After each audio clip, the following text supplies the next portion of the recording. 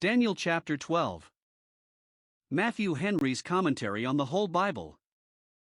An exposition, with practical observations, of the book of the prophet Daniel. Chapter 12. After the prediction of the troubles of the Jews under Antiochus, prefiguring the troubles of the Christian church under the anti-Christian power, we have here 1. Comforts, and very precious ones, prescribed as cordials for the support of God's people in those times of trouble, and they are such as may indifferently serve both for those former times of trouble under Antiochus, and those latter which were prefigured by them, verses 1-4. 2. A conference between Christ and an angel concerning the time of the continuance of these events, designed for Daniel's satisfaction, verses 5-7. 3. Daniel's inquiry for his own satisfaction, verse 8. And the answer he received to that inquiry, verses 9-12. Daniel 12 verses 1-4. It is usual with the prophets, when they foretell the grievances of the church, to furnish it at the same time with proper antidotes, a remedy for every malady. And no relief is so sovereign, of such general application, so easily accommodated to every case, and of such powerful efficacy, as those that are fetched from Christ and the future state. Thence the comforts here are fetched. 1. Jesus Christ shall appear his church's patron and protector. At that time, when the persecution is at the hottest, Michael shall stand up. Verse 1. The angel had told Daniel what a firm friend Michael was to the church, chapter 10 verse 21. He all along showed this friendship in the upper world, the angels knew it, but now Michael shall stand up in his providence, and work deliverance for the Jews, when he sees that their power is gone. Deuteronomy 32 verse 36. Christ is that great prince, for he is the prince of the kings of the earth, Revelation 1 verse 5. And if he stand up for his church, who can be against it? But this is not all. At that time, that is, soon after, Michael shall stand up for the working out of our eternal salvation. The Son of God shall be incarnate, shall be manifested to destroy the works of the devil. Christ stood for the children of our people when he was made sin and a curse for them, stood in their stead as a sacrifice, bore the cure for them, to bear it from them. He stands for them in the intercession he ever lives to make within the veil, stands up for them, and stands their friend. And after the destruction of Antichrist, of whom Antiochus was a type, Christ shall stand at the latter day upon the earth, shall appear for the complete redemption of all his. 2. When Christ appears he will recompense tribulation to those that trouble his people. There shall be a time of trouble, threatening to all, but ruining to all the implacable enemies of God's kingdom among men, such trouble as never was since there was a nation. This is applicable 1. To the destruction of Jerusalem, which Christ calls, perhaps with an eye to this prediction, such a great tribulation as was not since the beginning of the world to this time, Matthew 24 verse 21. This the angel had spoken much of, chapter 9 verses 26 and 27, and it happened about the same time that Christ set up the gospel kingdom in the world, that Michael our prince stands up. Or 2. To the judgment of the great day, that day that shall burn as an oven, and consume the proud and all that do wickedly. That will be such a day of trouble as never was to all those whom Michael our prince stands against. 3. He will work salvation for his people. At that time thy people shall be delivered from the mischief and ruin designed them by Antiochus, even all those that were marked for preservation, that were written among the living, Isaiah 4 verse 3. When Christ comes into the world he will save his spiritual Israel from sin and hell, and will, at his second coming, complete their salvation, even the salvation of as many as were given him, as many as have their names in the book of life, Revelation 20 verse 15. They were written there before the world, and will be found written there at the end of the world, when the book shall be opened. 4. There shall be a distinguishing resurrection of those that sleep in the dust, verse 2. 1. When God works deliverance for his people from persecution, it is a kind of resurrection. So the Jews' release out of Babylon was represented in vision, Ezekiel 37, and so the deliverance of the Jews from Antiochus, and other restorations of the church to outward prosperity, they were as life from the dead. Many of those who had long slept in the dust of obscurity and calamity shall then awake, some to that life, and honor, and comfort which will be lasting, everlasting, but to others, who, when they return to their prosperity, will return to their iniquity, it will be a resurrection to shame and contempt, for the prosperity of fools will but expose them and destroy them. 2. When, upon the appearing of Michael our prince, his gospel is preached, many of those who sleep in the dust, both Jews and Gentiles, shall be awakened by it to take upon them a profession of religion, and shall rise out of their heathenism or Judaism. But since there will be always a mixture of hypocrites with true saints, it is but some of those who are raised to life to whom the gospel is a savor of life unto life, but others will be raised by it to shame and contempt, to whom the gospel of Christ will be a savor of death unto death, and Christ himself set for their fall. The net of the gospel encloses both good and bad. But 3. It must be meant of the general resurrection at the last day. The multitude of those that sleep in the dust shall awake, that is, all, which shall be a great many. Or of those that sleep in the dust many shall arise to life and many to shame. The Jews themselves understand this of the resurrection of the dead at the end of time, and Christ seems to have an eye to it when he speaks of the resurrection of life and the resurrection of damnation, John 5 verse 29, and upon this the Jews are said by St. Paul to expect a resurrection of the dead both of the just and of the unjust, Acts 24 verse 15. And nothing could come in more seasonably here, for, under Antiochus's persecution, some basely betrayed their religion, others bravely adhered to it. Now it would be a trouble to them that, when the storm was over, they could neither reward the one nor punish the other. This therefore would be a satisfaction to them, that they would both be recompensed according to their works in the resurrection. And the apostle, speaking of the pious Jews that suffered martyrdom under Antiochus, tells us that though they were tortured yet they accepted not deliverance, because they hoped to obtain this better resurrection, Hebrews 11 verse 35. 5. There shall be a glorious reward conferred on those who, in the day of trouble and distress, being themselves wise, did instruct many. Such were taken particular notice of in the prophecy of the persecution, chapter 11 verse 33, that they should do eminent service, and yet should fall by the sword and by flame. Now, if there were not another life after this, they would be of all men most miserable, and therefore we are here assured that they shall be recompensed in the resurrection of the just. Verse 3. Those that are wise, that are teachers, so some read it, for teachers have need of wisdom, and those that have wisdom themselves should communicate it to others, shall shine as the brightness of the firmament, shall shine in glory, heavenly glory, the glory of the upper world, and those that by the wisdom they have, and the instructions they give, are instrumental to turn any, especially to turn many to righteousness, shall shine as the stars forever and ever. Note 1. There is a glory reserved for all the saints in the future state, for all that are wise, wise for their souls and eternity. A man's wisdom now makes his face to shine, Ecclesiastes 8 verse 1, but much more will it do so in that state where its power shall be perfected and its services rewarded.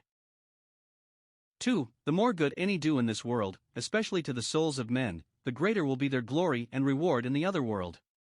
Those that turn men to righteousness, that turn sinners from the errors of their ways and help to save their souls from death, James 5 verse 20, will share in the glory of those they have helped to heaven, which will be a great addition to their own glory. 3. Ministers of Christ, who have obtained mercy of him to be faithful and successful, and so are made burning and shining lights in this world, shall shine very brightly in the other world, shall shine as the stars. Christ is the sun, the fountain of the lights both of grace and glory. Ministers, as stars, shine in both, with a light derived from him, and a diminutive light in comparison of him, yet to those that are earthen vessels it will be a glory infinitely transcending their deserts. They shall shine as the stars of different magnitudes, some in less, others in greater luster, but, whereas the day is coming when the stars shall fall from heaven as leaves in autumn, these stars shall shine forever and ever, shall never set, never be eclipsed. 6. That this prophecy of those times, though sealed up now, would be of great use to those that should live then. Verse 4. Daniel must now shut up the words and seal the book because the time would be long ere these things would be accomplished, and it was some comfort that the Jewish nation, though, in the infancy of their return from Babylon, while they were few and weak, they met with obstructions in their work, were not persecuted for their religion till a long time after, when they had grown to some strength and maturity. He must seal the book because it would not be understood, and therefore would not be regarded, till the things contained in it were accomplished, but he must keep it safely, as a treasure of great value, laid up for the ages to come, to whom it would be of great service, for many shall then run to and fro, and knowledge shall be increased. Then this hidden treasure shall be opened, and many shall search into it, and dig for the knowledge of it, as for silver. They shall run to and fro, to inquire out copies of it, shall collate them, and see that they be true and authentic. They shall read it over and over, shall meditate upon it, and run it over in their minds, discurrent they shall discourse of it, and talk it over among themselves, and compare notes about it, if by any means they may sift out the meaning of it, and thus knowledge shall be increased. By consulting this prophecy on this occasion they shall be led to search other scriptures, which shall contribute much to their advancement in useful knowledge, for then shall we know if we follow on to know the Lord. Hosea 6 verse 3. Those that would have their knowledge increased must take pains, must not sit still in slothfulness and bare wishes, but run to and fro, must make use of all the means of knowledge and improve all opportunities of getting their mistakes rectified, their doubts resolved, and their acquaintance with the things of God improved, to know more and to know better what they do know. And let us here see reason to hope that 1. Those things of God which are now dark and obscure will hereafter be made clear and easy to be understood. Truth is the daughter of time. Scripture prophecies will be expounded by the accomplishment of them, therefore they are given, and for that explication they are reserved. Therefore they are told us before, that, when they do come to pass, we may believe. 2. Those things of God which are despised and neglected, and thrown by as useless, shall be brought into reputation, shall be found to be of great service, and be brought into request, for divine revelation, however slighted for a time, shall be magnified and made honorable, and, above all, in the judgment of the great day, when the book shall be opened, and that book among the rest. Daniel 12 verses 5 to 13. Daniel had been made to foresee the amazing revolutions of states and kingdoms, as far as the Israel of God was concerned in them. In them he foresaw troublous times to the church, suffering trying times, the prospect of which much affected him, and filled him with concern. Now there were two questions proper to be asked upon this head: when shall the end be? And what shall the end be? These two questions are asked and answered here, in the close of the book, and though the comforts prescribed in the foregoing verses, one would think, were satisfactory enough, yet, for more abundant satisfaction, this is added. 1. The question, when shall the end be? Is asked by an angel, verses 5 and 6. Concerning this we may observe 1. Who it was that asked the question. Daniel had had a vision of Christ in his glory, the man clothed in linen, chapter 10 verse 5. But his discourse had been with the angel Gabriel, and now he looks, and behold other two, verse 5, two angels that he had not seen before, one upon the bank of the river on one side and the other on the other side, that, the river being between them, they might not whisper to one another, but what they said might be heard. Christ stood on the waters of the river, verse 6, between the banks of Ulai. It was therefore proper that the angels his attendants should stand on either bank, that they might be ready to go, one way, and the other way, as he should order them. These angels appeared 1. To adorn the vision, and make it the more illustrious, and to add to the glory of the Son of Man, Hebrews 1 verse 6. Daniel had not seen them before, though it is probable that they were there, but now, when they began to speak, he looked up and saw them. Note, the further we look into the things of God, and the more we converse with them, the more we shall see of those things, and still new discoveries will be made to us. Those that know much, if they improve it, shall know more. 2. To confirm the discovery, that out of the mouth of 2 or 3 witnesses the word might be established. 3 angels appeared to Abraham. 3. To inform themselves, to hear and ask questions, for the mysteries of God's kingdom are things which the angels desire to look into, 1 Peter 1 verse 12, and they are known to the church, Ephesians 3 verse 10. Now one of these 2 angels said, when shall the end be? Perhaps they both asked, first one and then the other, but Daniel heard only one. 2. To whom this question was put, to the man clothed in linen, of whom we read before, chapter 10 verse 5, to Christ our great high priest, who was upon the waters of the river, and whose spokesman, or interpreter, the angel Gabriel had all this while been. This river was Hiddekel, chapter 10 verse 4, the same with Tigris, the place whereabout many of the events prophesied of would happen, there therefore is the scene laid. Hiddekel was mentioned as one of the rivers that watered the Garden of Eden, Genesis 2 verse 14. Fitly therefore does Christ stand upon that river, for by him the trees in the paradise of God are watered. Waters signify people, and so his standing upon the waters denotes his dominion over all. He sits upon the flood, Psalm 29 verse 10, he treads upon the waters of the sea, Job 9 verse 8. And Christ, to show that this was he, in the days of his flesh walked upon the waters, Matthew 14 verse 25. He was above the waters of the river, so some read it, he appeared in the air over the river. 3. What the question was, how long shall it be to the end of these wonders? Daniel would not ask the question, because he would not pry into what was hidden, nor seem inquisitive concerning the times and the seasons, which the Father has put in his own power. Acts 1 verse 7. But that he might have the satisfaction of the answer, the angel put the question in his hearing. Our Lord Jesus sometimes answered the questions which his disciples were afraid or ashamed to ask. John 16 verse 19. The angel asked as one concerned, "How long shall it be?" What is the time prefixed in the divine counsels for the end of these wonders, these suffering trying times, that are to pass over the people of God? Note 1. The troubles of the church are the wonder of angels. They are astonished that God will suffer his church to be thus afflicted, and are anxious to know what good he will do his church by its afflictions. 2. Good angels know no more of things to come than God is pleased to discover to them, much less do evil angels. 3. The holy angels in heaven are concerned for the church on earth, and lay to heart its afflictions. How much more then should we, who are more immediately related to it, and have so much of our peace in its peace? For what answer was returned to it by him who is indeed the numberer of secrets, and knows things to come? 1. Here is a more general account given of the continuance of these troubles to the angel that made the inquiry, verse 7, that they shall continue for a time, times, and a half, that is, a year, 2 years, and half a year, as was before intimated, chapter 7 verse 25, but the 1/2 of a prophetical week. Some understand it indefinitely, a certain time for an uncertain, it shall be for a time, a considerable time, for times, a longer time yet, double what it was thought at first that it would be, and yet indeed it shall be, but half a time, or a part of a time, when it is over it shall seem not half so much as was feared. But it is rather to be taken for a certain time. We meet with it in the Revelation, under the title sometimes of 3 days and a half, put for 3 years and a half, sometimes 42 months, sometimes 1260 days. Now this determination of the time is here. 1. Confirmed by an oath. The man clothed in linen lifted up both his hands to heaven, and swore by him that lives forever and ever that it should be so. Thus the mighty angel whom St. John saw is brought in, with a plain reference to this vision, standing with his right foot on the sea, and his left foot on the earth, and with his hand lifted up to heaven, swearing that there shall be no longer delay. Revelation 10 verses 5 and 6.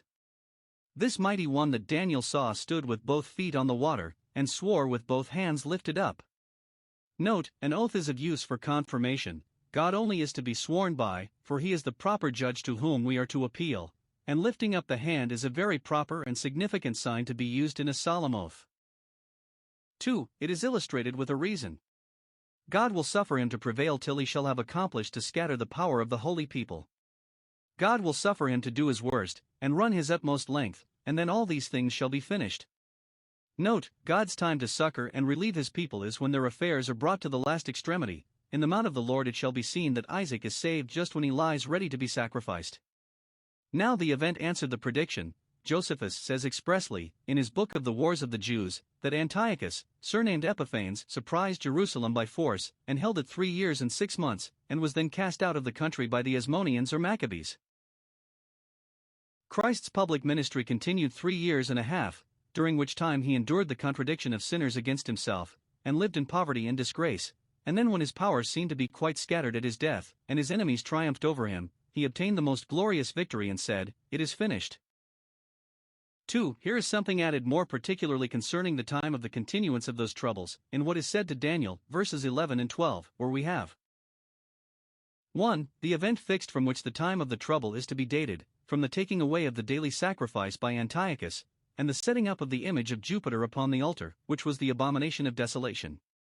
They must reckon their troubles to begin indeed when they were deprived of the benefit of public ordinances. That was to them the beginning of sorrows, that was what they laid most to heart. 2. The continuance of their trouble, it shall last 1290 days, 3 years and 7 months, or, as some reckon, 3 years, 6 months, and 15 days, and then, it is probable, the daily sacrifice was restored, and the abomination of desolation taken away, in remembrance of which the feast of dedication was observed even to our Saviour's time, John 10 verse 22.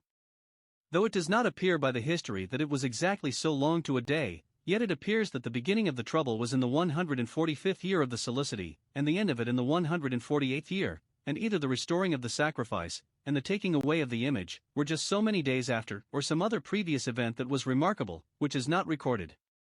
There are many particular times fixed in the scripture prophecies, which it does not appear by any history, sacred or profane, that the event answered, and yet no doubt it did punctually, as Isaiah 16 verse 14. 3. The completing of their deliverance, or at least a further advance towards it, which is here set 45 days after the former, and, some think, points at the death of Antiochus, 1,335 days after his profaning the temple. Blessed is he that waits and comes to that time. It is said, 1 Mac. 9:28, 10:1, that the Maccabees, under a divine conduct, recovered the temple and the city. Many good interpreters make these to be prophetical days, that is, so many years, and date them from the destruction of Jerusalem by the Romans, but what events they then fall upon they are not agreed. Others date them from the corruption of the gospel worship by the Antichrist, whose reign is confined in the Apocalypse to 1,260 days, that is, years, at the end of which he shall begin to fall, but 30 years after he shall be quite fallen, at the end of 1,290 days, and whoever lives 40 years longer, to 1,335 days, will see glorious times indeed. Whether it looks so far forward or no I cannot tell, but this however we may learn.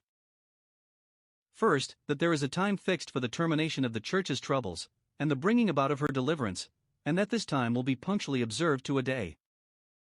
Secondly, that this time must be waited for with faith and patience. Thirdly, that, when it comes, it will abundantly recompense us for our long expectations of it. Blessed is he who, having waited long, comes to it at last, for he will then have reason to say, Lo, this is our God, and we have waited for him. 2. The question, what shall the end be? Is asked by Daniel, and an answer given to it. Observe. 1. Why Daniel asked this question. It was because, though he heard what was said to the angel, yet he did not understand it. Verse 8.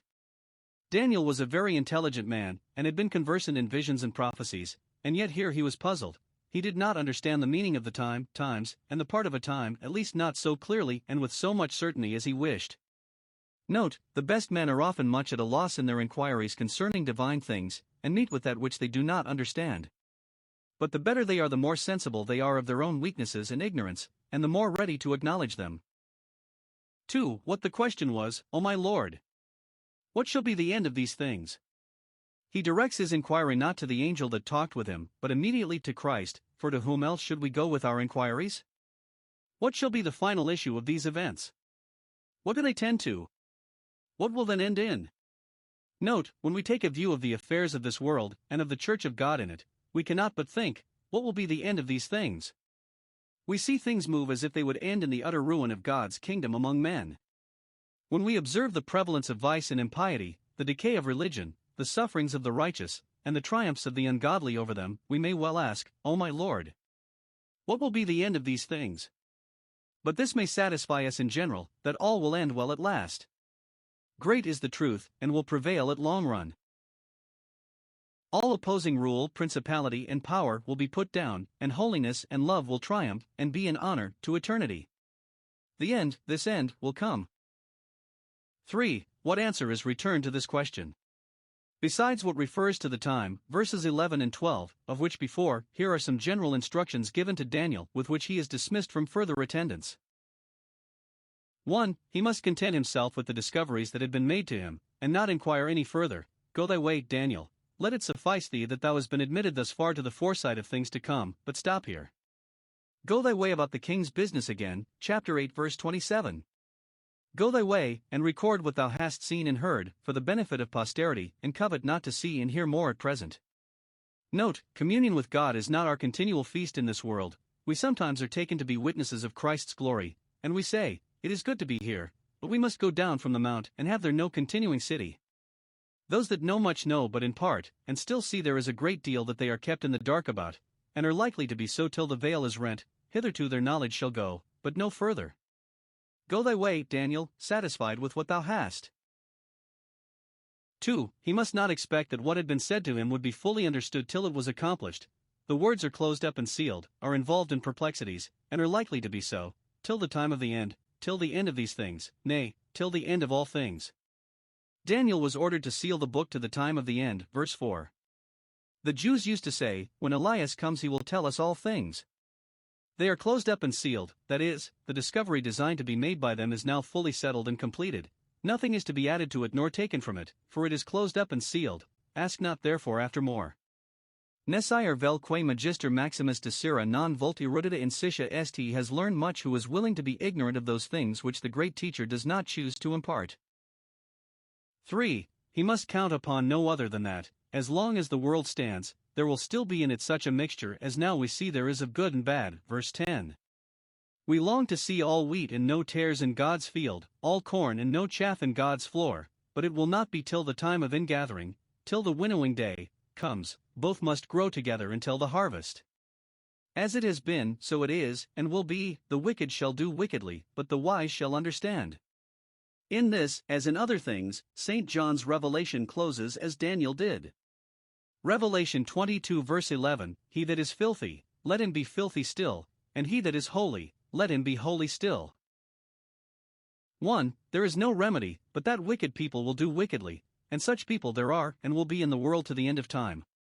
So said the proverb of the ancients, wickedness proceeds from the wicked, 1 Samuel 24 verse 13, and the observation of the moderns says the same. Bad men will do bad things, and a corrupt tree will never bring forth good fruit. Do men gather grapes of thorns, or bring forth good things from an evil treasure in the heart? No, wicked practices are the natural products of wicked principles and dispositions. Marvel not at the matter then, Ecclesiastes 5 verse 8. We are told, before, that the wicked will do wickedly. We can expect no better from them, but, which is worse, none of the wicked shall understand. This is either, first, a part of their sin. They will not understand, they shut their eyes against the light, and none so blind as those that will not see. Therefore they are wicked because they will not understand. If they did but rightly know the truths of God, they would readily obey the laws of God. Psalm 82 verse 5. Willful sin is the effect of willful ignorance. They will not understand because they are wicked, they hate the light, and come not to the light, because their deeds are evil. John 3 verse 19. Or, secondly, it is a part of their punishment, they will do wickedly, and therefore God has given them up to blindness of mind, and has said concerning them, they shall not understand, nor be converted and healed. Matthew 13 verses 14 and 15. God will not give them eyes to see, because they will do wickedly. Deuteronomy 29 verse 4. 2. Yet, bad as the world is, God will secure to himself a remnant of good people in it. Still there shall be some, there shall be many, to whom the providences and ordinances of God shall be a savor of life unto life, while to others they are a savor of death unto death. First, the providences of God shall do them good. Many shall be purified, and made white, and tried, by their troubles. Compare chapter 11 verse 35, by the same troubles which will but stir up the corruptions of the wicked, and make them do more wickedly. Note, the afflictions of good people are designed for their trial, but by these trials they are purified and made white, their corruptions are purged out, their graces are brightened, and made both more vigorous and more conspicuous, and are found to praise, and honor, and glory. 1 Peter 1 verse 7. To those who are themselves sanctified and good, every event is sanctified, and works for good, and helps to make them better. Secondly, the word of God shall do them good. When the wicked understand not, but stumble at the word, the wise shall understand. Those who are wise in practice shall understand doctrine, those who are influenced and governed by the divine law, and love shall be illuminated with a divine light. For if any man will do his will, he shall know the truth. John 7 verse 17. Give instruction to a wise man, and he will be yet wiser. For he must comfort himself with the pleasing prospect of his own happiness in death, in judgment, and to eternity. Verse 13. Daniel was now very old, and had been long engaged both in an intimate acquaintance with heaven, and in a great deal of public business on this earth. And now he must think of bidding farewell to this present state. Go thou thy way till the end be. 1. It is good for us all to think much of going away from this world. We are still going, and must be gone shortly, gone the way of all the earth. That must be our way, but this is our comfort, we shall not go till God calls for us to another world, and till he has done with us in this world, till he says, Go thou thy way, thou hast finished thy testimony, done thy work, and accomplished as a hireling thy day, therefore now, go thy way, and leave it to others to take thy room. 2. When a good man goes his way from this world, he enters into rest. thou shalt rest from all thy present toils and agitations, and shalt not see the evils that are coming on the next generation. Never can a child of God say more pertinently than in his dying moments, "Return unto thy rest, O my soul." 3. Time and days will have an end. Not only our time and days will end very shortly, but all times and days will have an end at length. Yet a little while, and time shall be no more, but all its revolutions will be numbered and finished. For our rest in the grave will be but till the end of the days, and then the peaceful rest will be happily disturbed by a joyful resurrection. Job foresaw this when he said of the dead, "Till the heavens be no more, they shall not awake, nor be raised out of their sleep," implying that then they shall. Job 14 verse 12. 5. We must every one of us stand in our lot at the end of the days. In the judgment of the great day we must have our allotment according to what we were and what we did in the body, either, "Come, you blessed," or "Go, you cursed." And we must stand forever in that lot. It was a comfort to Daniel, it is a comfort to all the saints, that, whatever their lot is in the days of time, they shall have a happy lot in the end of the days, shall have their lot among the chosen. And it ought to be the great care and concern of every one of us to secure a happy lot at last in the end of the days, and we may well be content with our present lot, welcome the will of God. 6. A believing hope and prospect of a blessed lot in the heavenly Canaan, at the end of the days, will be an effectual support to us when we are going our way out of this world, and will furnish us with living comforts in dying moments.